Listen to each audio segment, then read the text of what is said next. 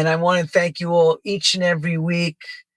We're a little more than 2.5 years in the game, rocking and rolling along. And like anything else, we keep rolling with some of the best talent money and heart can buy. And I say heart because a lot of times in dance music, a lot of things are done with intentions of the heart.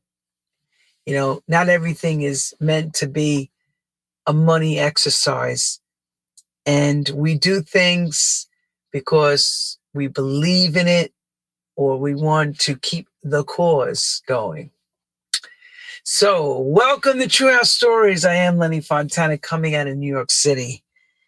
And this week, we turn the spotlight not to the UK, but above to the Irish Republic.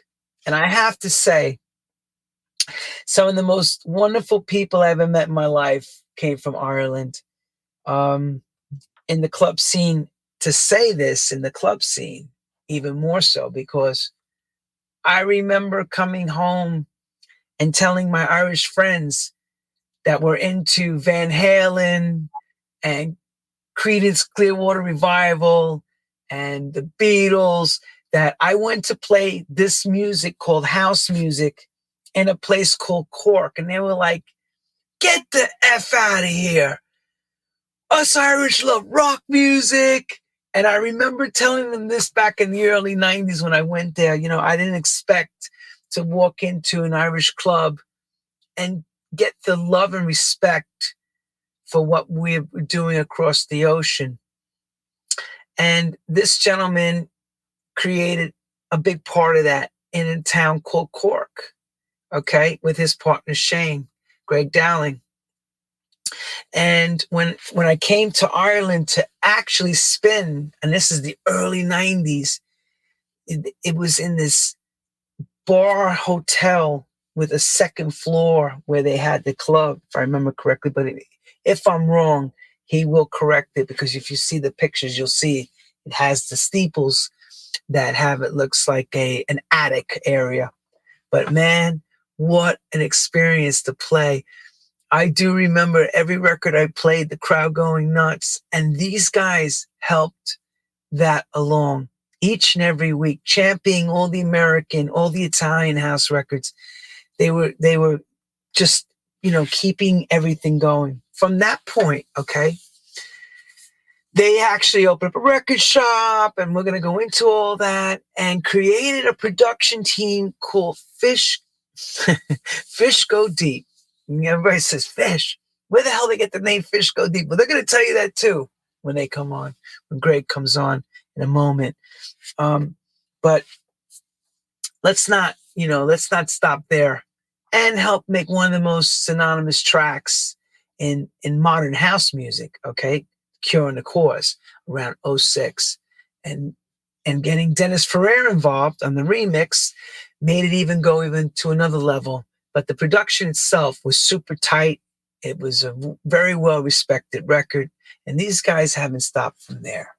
So without further ado, let's get right into it. Let's bring up Mr. Greg Dowling. Hello, Lenny. How's it going? Good, mate. How are you? Thank you. I'm glad you agreed. Thank you for coming on the show.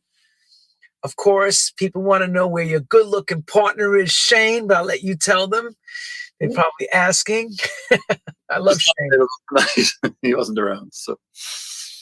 But we got you. We got the brains. See, there's in the criminal world, there's brains and brawn. So we got the brains behind the out. You're the brains now. You're the man we need to get all the ins and outs of what happened. So how have things been with you? And I know COVID, you saying, we had a little talk before everyone off camera, that as everyone took a break with COVID, of course. How have you been coping? How have been things with you and stuff? Yeah, it was a strange time, the whole COVID era. And I kind of haven't really been DJing. I've done some gigs, but very few since then. So I kind of pulled back a bit, had a few issues with my hearing. So I just kind of decided to not put myself in the position of doing damage. So I've been kind of not DJing half as much, still working away in the studio all the time. And but kind of just moved away a little bit from the kind of bang bang club situation for me.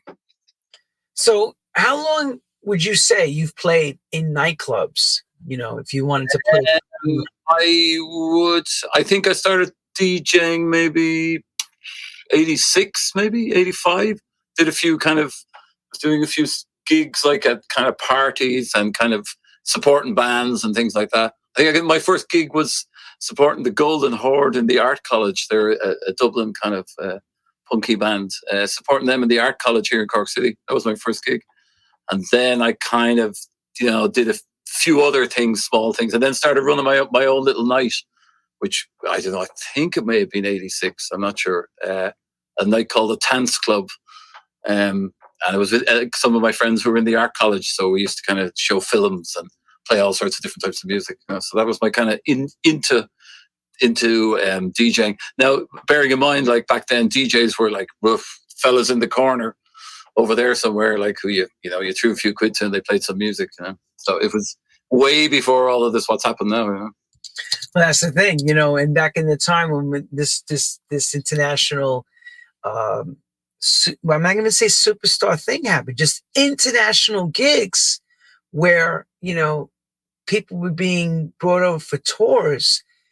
The DJ was still hidden away. It wasn't on the dance floor. It was, the DJs were up high. Like I remember when I played Hacienda, you were high up. Yeah. Yes, DJ and all, but you weren't on the dance floor. I kind of, in some ways, that kind of, I know there's for and against it, but in some ways, because maybe in a place like Henry's, we were high up.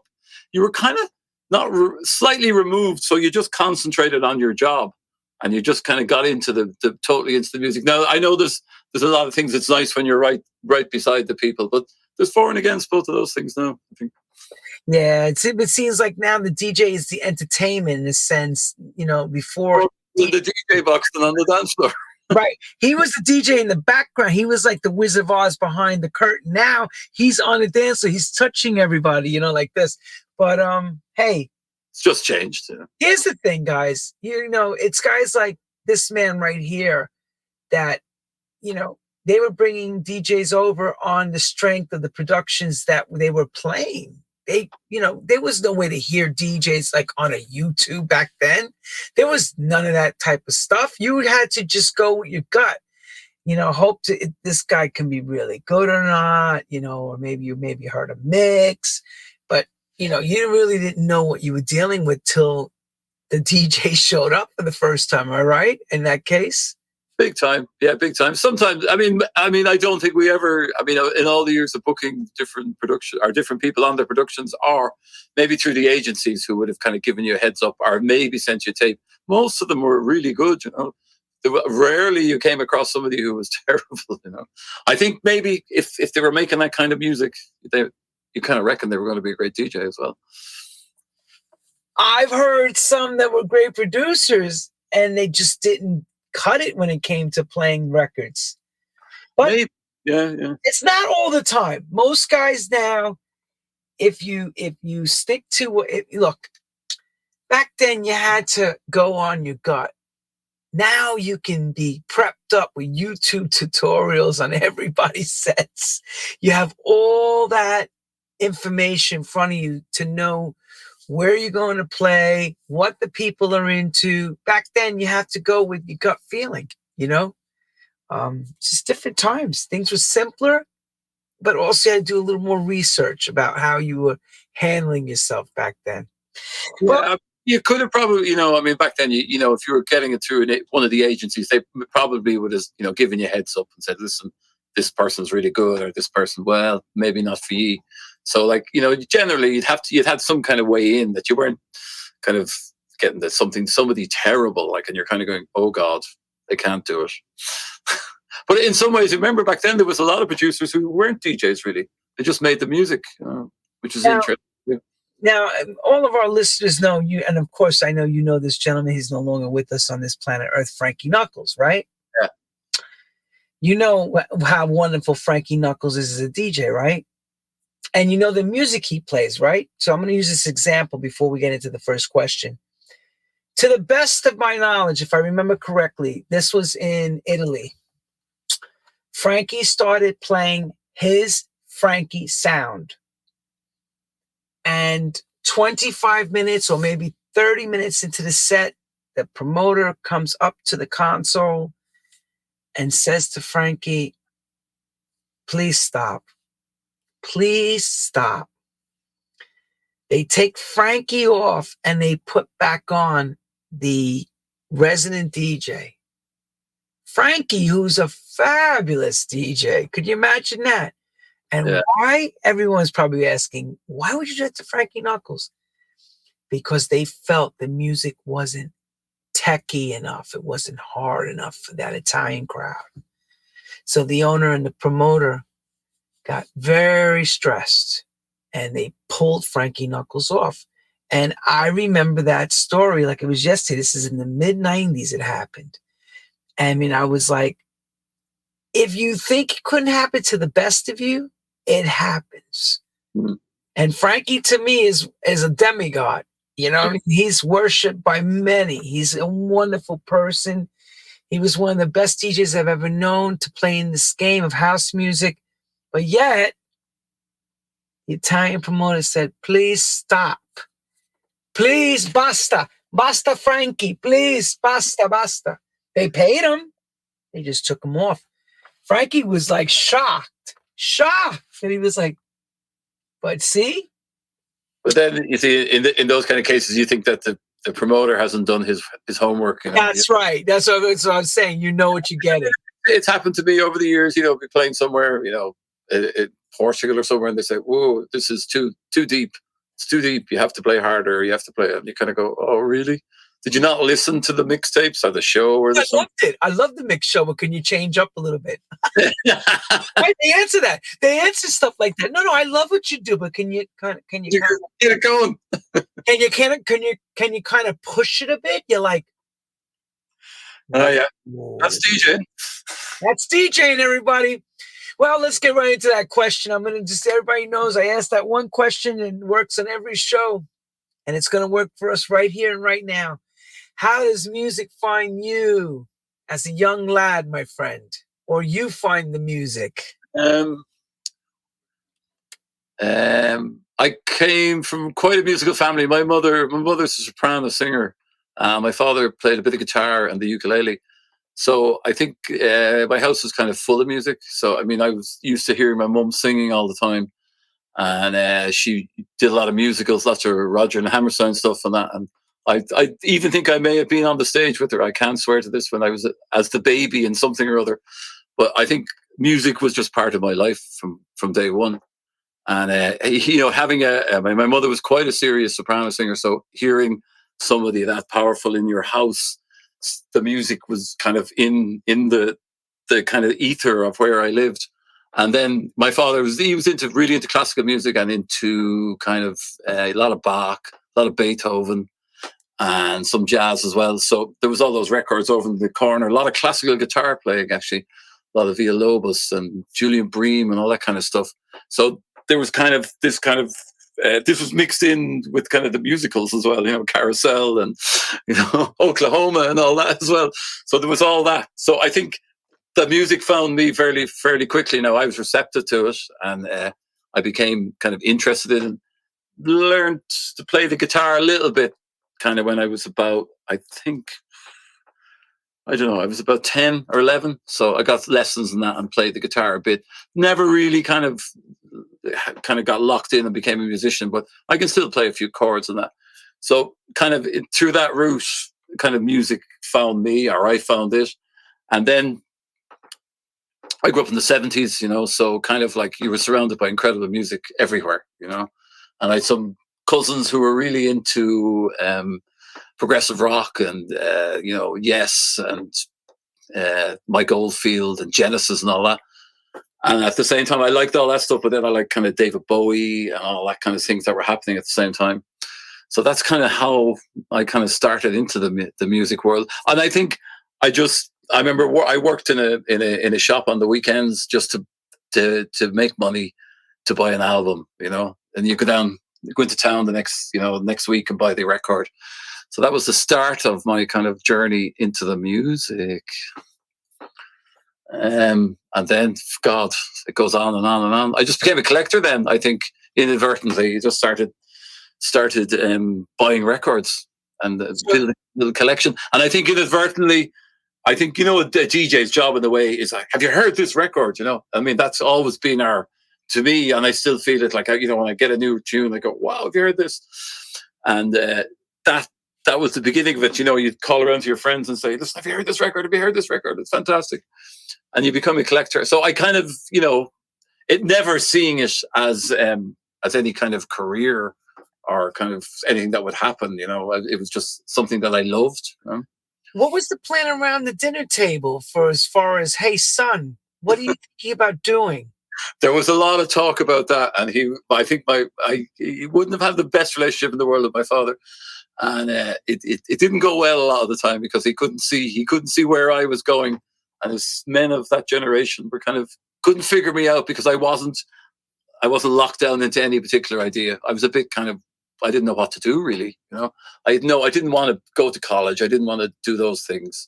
I did okay at school, but it wasn't for me. I couldn't find in my early 20s, wasn't sure what to do.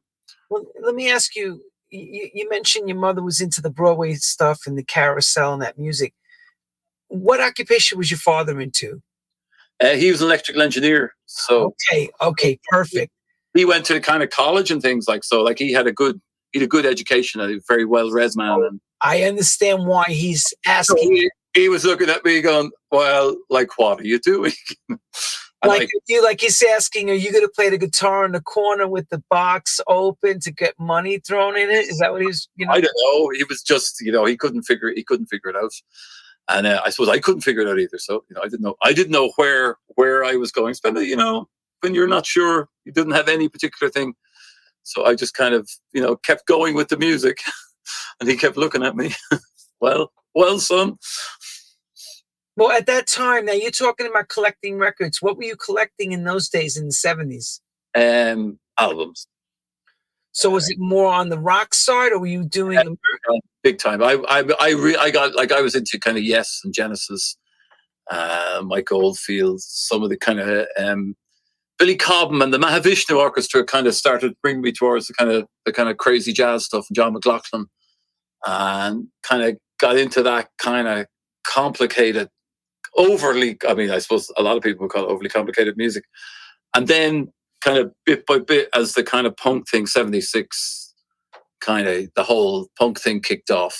And then I really got into the post-punk thing, the whole, the Cure and all that stuff. Oh, really? Okay. Yeah, I mean, they were, I can still remember the first time I heard 17 Seconds, the album. A friend of mine had got really good speakers, he had a really good setup. And he put on 17 Seconds, the album, and we just all went, wow, what's this? Because it was kind of, it almost sounded electronic, but it was indie at the same time, and the kind of craft work. So I loved the Autobahn and all that stuff as well. Autobahn. It's very simple, but yet very technical, the records. I love that. Yeah, really innovative.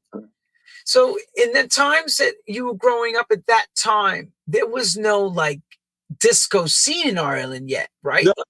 No, not that I knew of anyway, And I suppose I wouldn't have gone into the house thing through disco. I probably came in through more the electronic side of things, and that kind of got me towards I like the machine nature of house. That's when I heard it first. So that's probably I came around that way through New Order and maybe the early Simple Minds, all the art rock kind of vibes. And I lived in Amsterdam in the early 80s, and it started to appear in clubs and at venues, these kind of 3-piece bands, 2 synth guys and a singer, and something was happening, this new kind of music, So basically soft cell and all that stuff that was coming out. Yeah, I loved all that. I love that kind of electronic sound, and even the more kind of difficult, nastier stuff too as well. Wow, far difference from what we're going to go into, which is house music, not too far down the road. In some ways, yeah, but if you think about a lot of early house with a really kind of just a vocal over the top of not much, Yeah, it was all just a track, yeah. Very robotic sounding track with a vocal. Yeah, that's what the first time you hear it, you go, what's that? So in those days in the 80s, in Amsterdam, Were you playing out yet, or were you just Oh, still? no, no, I was working. I was a night porter in a hotel in Amsterdam. Can you imagine? And I just kind of was living on a boat on the Amstel and just hanging out, kind of cycling around the place and still kind of not sure what I was doing, but I was still buying records. There are great record stores in Amsterdam, then like, fantastic secondhand stuff and that. So I was just I was still buying records, but I had no idea I was going to become what I become a DJ. I was still kind of just floating around, seeing what was happening. How long did you stay before you came back to Ireland? I think it was about 83, 84. And then I kind of moved to Cork. And I just was working in bars and things. And then that's when I got the odd kind of chance to play records in front of people. Shane's brother, Billy Johnson, was a DJ, and he used to DJ in this place on a Wednesday night. And it was he could play anything he wants, so it didn't have to be commercial. And he got this really kind of strong following. A lot of people came to the club, and the owners were delighted because it was Wednesday night, and there was and the place was packed, and he played everything, Fela Kuti to funk records to Wow. punk records to you name, it was, and he somehow he kind of put it together. He was just like a really good selector of music, in the way that you're going, how am I dancing to this after that? And it wasn't to do with mixing. It was to do with the way he thought about it. It's fantastic. So that intelligent record selector. I'm not going to say DJ. And just, I know now everything's it's kind of obsessed with the kind of mixing and all this, but this to me was real mixing, because you've been able to go from, that kind of one type of music to the other type of music, and it all made sense. And I've sat there behind him a lot of the time when he was DJing and thinking, God, there's something in this, isn't there? And now I'm going to assume that was the sponging for you to watch Shane's brother and what he was doing to manipulate the music and the crowd to different genres of music. Yeah, big time. And just that, you could get people dancing to great music, and they didn't have to know it either, which was the other thing, And it just showed you a DJ could be a lot more than what I thought DJs were, Yeah, but see, some people I knew that became DJs because they wanted to pick up girls. They thought it was super cool. They weren't DJing for the love of the music. They were DJing just to be. Nah, I don't know about that. Nah. You know what I'm talking about. I mean, it's like, you join a rock and roll band to get the girls and all that shit. But yeah, but the DJ became that in a sense as the 80s unfolded. Slowly, the DJ box became more of the focus of the night. Yes. Yeah. I know it's completely changed now. It's a whole different thing. I mean, at that time, it was developing slowly like a child, growing up. Bearing in mind, we're talking about Cork City, which is like a small city, in the south of Ireland, which, wouldn't have had, a lot of, I don't know what the population is, 200,000, 250,000. And, so to even have anybody playing really decent records down here was incredible. And so that, seeing that week in, week out was kind of spurring, and it was definitely spurring. There was another few DJs appearing as well.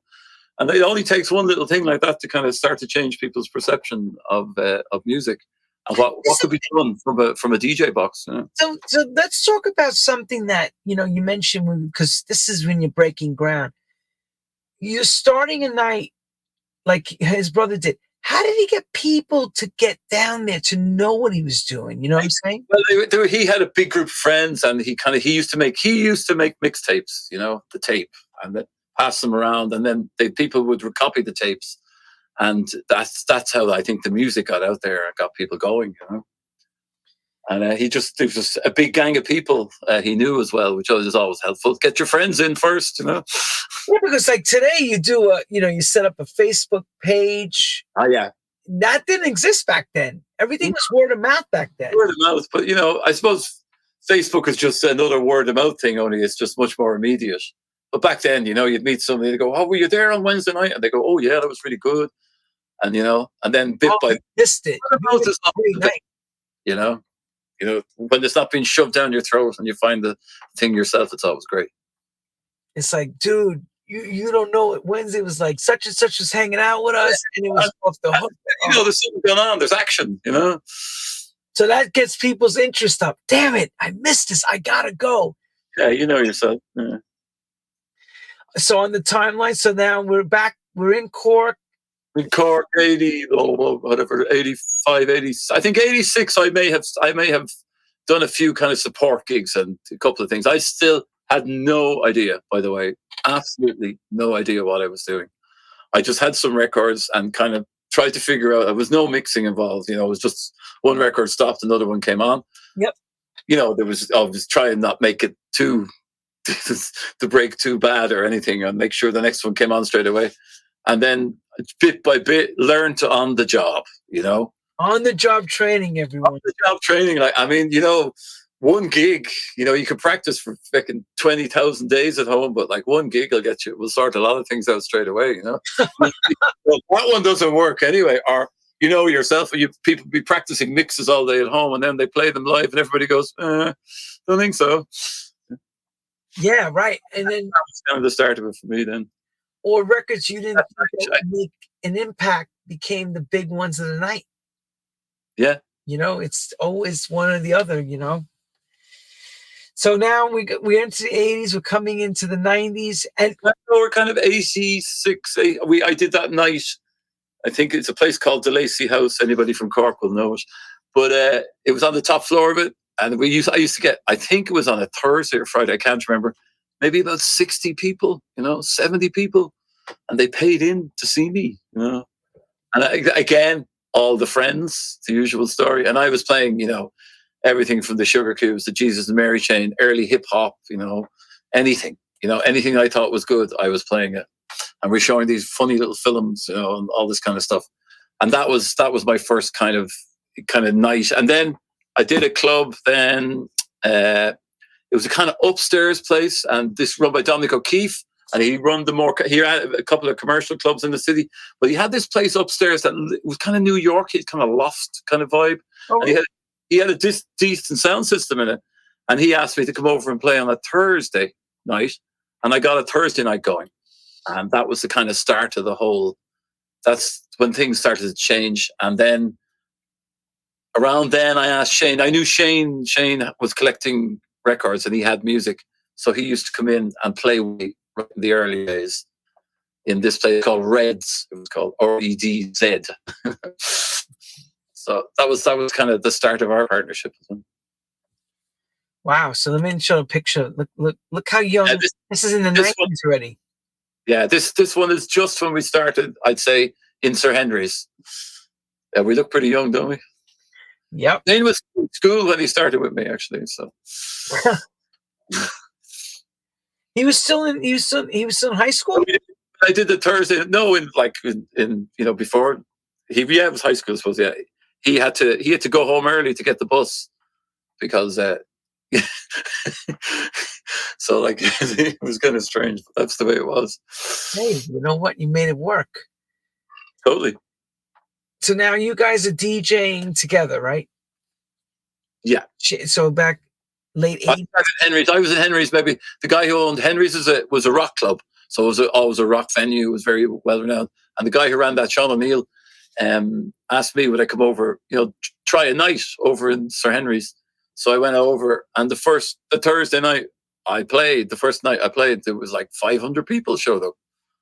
And I was like, what's going on? I can still remember my hand was going like this across trying to get the records on. I was shaking. Really? I was like, what the fucking hell's going on here? And it's kind of the door, everyone. This is crazy. Yeah, this is 87, I suppose. 87. And something happened, I don't know. Just there and then. And it kind of took off from the day one, So that was the start of the Henry's thing. And then Shane joined me with Morgan, another guy, and there was the three of us then. We started the night. Okay. Saturdays, right? No, it was Thursdays. Oh, I'm sorry. Thursdays was the big night for a long, long time. Can you believe that everyone on Thursday night is like the Saturday night of the week? Yeah. Yeah, it was crazy. In fact, when we tried to move to Saturday, it took ages to get people to go on Saturdays. I don't know, which is kind of strange. Like eventually, it became the night, But I mean, kind of crazy. Let me show them this picture. Look, look at the crowd. That's me and Henry's, on a Thursday, I'd say. Thursday nights, packed Yeah. like a Saturday night. Yeah. Did no one work on Friday morning? I don't know. Like I don't remember people thinking about those. I don't remember any. Yeah, I suppose they did. You're working, so mind you, you're working through the whole night. I'd say I was working in a bar at that time, so I could have flexible hours. Okay, so now this is you Thursdays. Had at that point, were you bringing any guests yet, or you just was it all residents? Not at that point, but I'm not. I think it would have been 88. We brought over Mike Pickering. Let me show that. Hold on. From MP, everyone. That's actually the picture from the night. I think we brought him over. That's Polaroid. How young he was, everyone. Yeah. That's him. And we brought Mike over, and kind of everything changed from there on. Because he played a fantastic set, and there was lots of house music, and all different tempos and things, and he mixed it all together, and I think almost from that moment that you could say, okay, this was kind of ground zero, and then it took off from there, and then within the space of a couple of months, it was packed all the time. Why would that have happened, you think? I don't know. There was something, Cork took to the music.